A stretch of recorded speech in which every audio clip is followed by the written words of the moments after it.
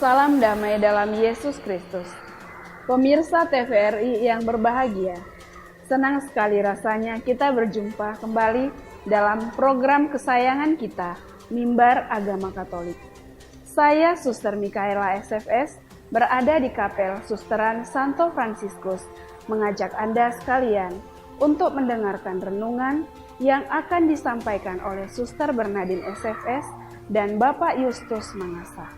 Namun sebelumnya, marilah kita mendengarkan pujian yang akan dibawakan oleh anak-anak kita, SD Mardi Waluya Cibinong.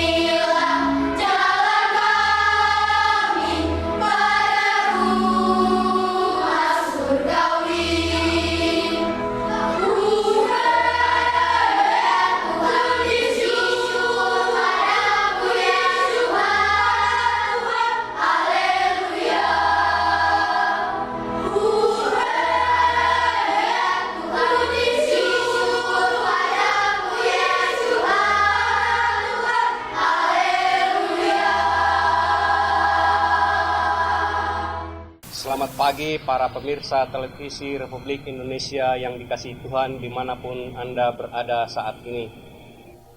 Kita kali ini ingin membahas sedikit tentang bulan Mei dan Bunda Maria menurut ajaran Gereja Katolik. Bersama saya sudah ada Suster Maria Bernadine SFS yang akan kita ajak ngobrol-ngobrol sedikit tentang tema yang kita angkat kali ini. Selamat pagi, Suster. Selamat pagi, Pak Yustus. Ya, Suster, kenapa bulan Mei dan Bunda Maria itu selalu dikaitkan satu sama lain? Sejarah bulan Mei sebagai bulan Maria berkembang di negara 4 musim. Bulan Mei seringkali dianggap sebagai awal kehidupan. Karena pada bulan Mei, masyarakat menyambut musim semi, di mana bunga-bunga mulai bermekaran. Musim semi ini datang sesudah musim salju.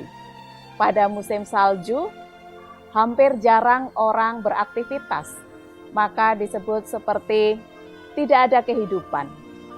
Tetapi setelah dimulainya musim semi, setelah musim salju selesai, orang mulai beraktivitas.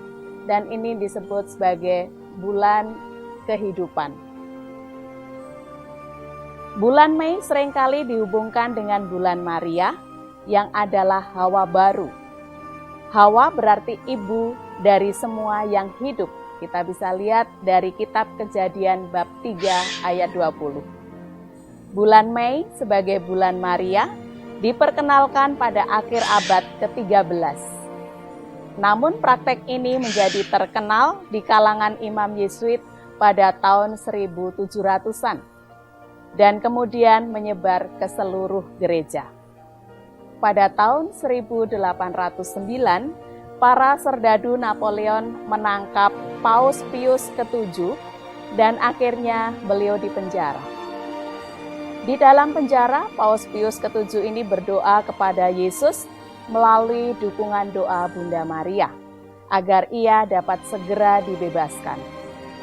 Paus Pius ke-7 berjanji, jika doanya dikabulkan, maka ia akan mendedikasikan satu bulan di mana umat berdevosi secara khusus kepada Bunda Maria. Setelah 5 tahun di penjara, pada tanggal 24 Mei, Paus Pius ke-7 dibebaskan dan kembali ke Roma. Pada tahun berikutnya, Paus Pius ke-7 mengumumkan perayaan Bunda Maria Penolong Umat Kristen. Demikianlah devosi kepada Bunda Maria semakin dikenal oleh masyarakat. Pada tahun 1854, Paus Pius ke-9 mengumumkan dogma atau ajaran gereja tentang Maria terkandung tanpa noda. Maka devosi kepada Bunda Maria semakin dikenal oleh Gereja Katolik. Kemudian Paus Paulus ke-6 dalam ensikliknya menegaskan, bulan Mei adalah bulan devosi umat beriman kepada Bunda Maria yang terberkati. Devosi kepada Bunda Maria pada bulan Mei ini berkembang hingga saat sekarang ini dalam Gereja Katolik. Demikian Pak Justus. Baik, ternyata sejarahnya cukup panjang dan cukup menarik. Lalu kita ingin menanyakan kepada suster, Maria ini yang kita sembah ini di dalam kitab suci atau di dalam Gereja Katolik, siapakah sebetulnya Maria yang kita agung-agungkan ini? Mungkin suster bisa menjelaskan lebih lanjut.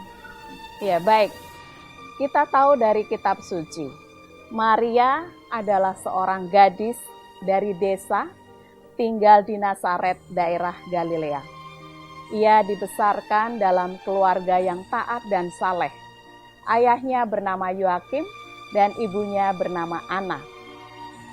Ketaatannya yang sempurna kepada kehendak Allah menjadikan Maria hidupnya berkenan di hati Allah sebagai ciptaan yang paling luhur dan sempurna. Sebagai seorang Yahudi, Maria juga menantikan kedatangan Mesias. Maria dipilih dan dirahmati oleh Allah secara khusus untuk melahirkan Mesias, penyelamat dunia yang ia rindukan. Dari kisah singkat ini, jelaslah peran Maria. Ia bersedia mengandung Yesus, Mesias, penyelamat dunia, seperti dikisahkan dalam Injil Lukas bab 1 ayat 26 sampai dengan 38. Perikop dalam karya keselamatan Allah bagi manusia, karena melalui Bunda Maria, Juru Selamat dilahirkan. Dengan demikian, Bunda Maria menjadi Bunda Allah sekaligus Bunda Gereja, kita umatnya.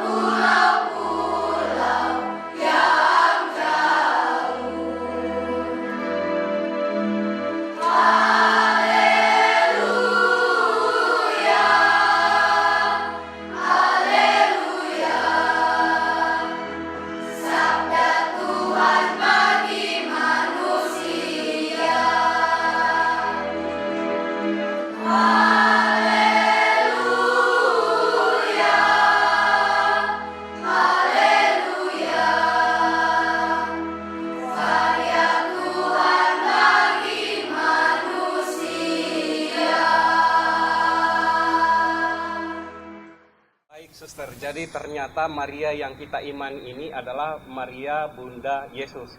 Karena di dalam Alkitab ada beberapa nama yang juga disebut dengan Maria. Tapi yang jelas yang kita hormati dan kita sangat hargai adalah Maria Bunda Yesus. Lalu pertanyaan berikutnya, kita umat Katolik seringkali berdoa dengan perantaraan para kudus, di antaranya perantaraan Bunda Maria. Kira-kira kenapa kita mesti berdoa melalui perantaraan Bunda Maria, padahal kita juga bisa berdoa langsung kepada Tuhan? Kira-kira ada penjelasan sedikit, Suster? Betul Pak Yusus, memang kita orang Katolik berdoa dengan perantaraan Bunda Maria. Namun bukan berarti kita tidak berdoa secara langsung pada Tuhan Yesus.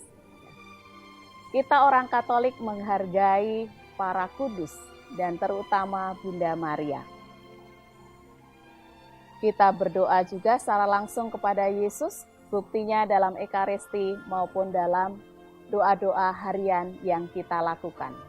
Mengapa kita berdoa melalui Bunda Maria? Karena kita sudah tahu tadi, Bunda Maria adalah salah seorang kudus yang sempurna. Telah terbukti selama berabad-abad, beberapa kali Bunda Maria menampakkan diri kepada umat Yesus. Ia menyampaikan tentang hal-hal yang akan terjadi di dunia, bahkan ia mengajarkan tentang doa rosario. Oleh karena itu, kita sebagai anak-anak Bunda Maria, kita berdoa dengan perantaraan Bunda Maria agar doa-doa kita disampaikan kepada Tuhan Yesus. Kita percaya bahwa Bunda Maria adalah orang terdekat dengan Tuhan Yesus. Baik, Suster. Pertanyaan terakhir. Kira-kira di dalam kehidupan kita sekarang ini, kehidupan modern ini, apa-apa saja yang masih bisa kita jalankan menunjuk kepada teladan yang diberikan oleh Bunda Maria? Ya, yang jelas penghayatan hidup rohani Bunda Maria sangat mendalam. Seperti halnya Bapak Abraham. Bapak Abraham adalah orang kudus, Bapak semua umat beriman. Dia begitu taat dan percaya penuh pada kehendak Allah. Bapak Abraham adalah Bapak beriman di masa perjanjian lama. Sedangkan Bunda Maria adalah Bunda Tuhan Yesus di masa perjanjian baru. Ketaatan iman Maria sejak menerima kabar gembira dari malaikat Gabriel bahwa ia akan mengandung dari Roh Kudus sampai di kaki salib saat Yesus menderita, mendorong kita juga untuk taat sampai akhir dalam beriman dan menjalani hidup sebagai seorang Katolik. Iman Bunda Maria yang penuh penyerahan diri secara total membuat dia sebagai tokoh besar dalam gereja yang patut kita teladani. Ketaatan Bunda Maria ini mencakup ketaatan dalam mendengarkan sabda Tuhan sekaligus melaksanakannya. Kita bisa lihat dalam Injil Lukas bab 8 ayat 21. Kita patut mencontoh Bunda Maria yang taat dan setia sepanjang hidupnya, ketaatan dalam mendampingi Yesus di kaki salib. Jadi kita taat pada Yesus dalam penghayatan hidup beriman, bukan hanya saat kita bahagia, melainkan juga saat kita diuji dalam kesulitan dan pergulatan hidup kita sebagai salib hidup yang tidak bisa kita hindari. Kekudusan Maria juga menjadi teladan bagi kita. Sebab sebenarnya kita pun menjadi bait Allah, terutama pada saat kita menyambut komuni kudus dalam Ekaristi. Kita pun seharusnya seperti Bunda Maria yang bergegas melayani Elizabeth dan sesama di sekitar kita setelah kita mengandung Tuhan Yesus dalam komuni kudus yang kita sambut dalam perayaan Ekaristi. Juga saya sangat terkesan dengan kepekaan Bunda Maria.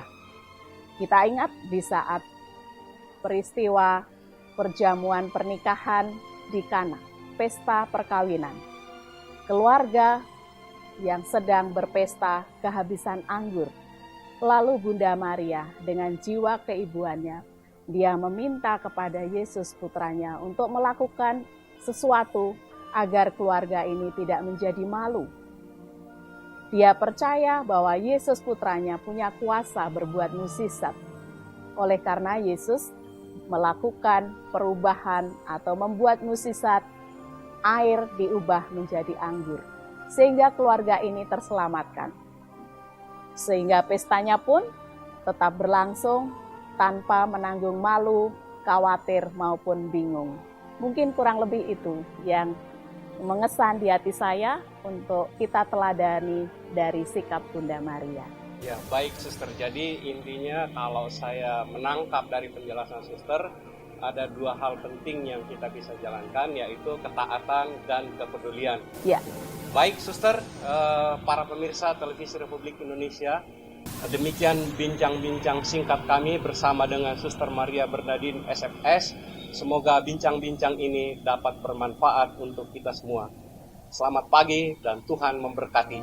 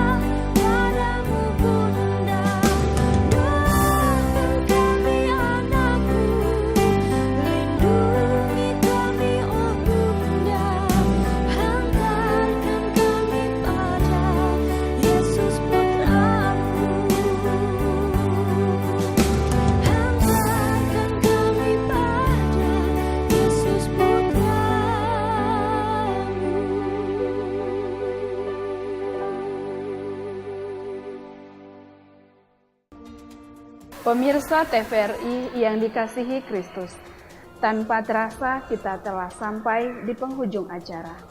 Semoga apa yang kami sampaikan dapat berguna bagi pemirsa sekalian. Dari Kapel Susteran Santo Fransiskus, saya Suster Mika undur diri. Tuhan Yesus memberkati.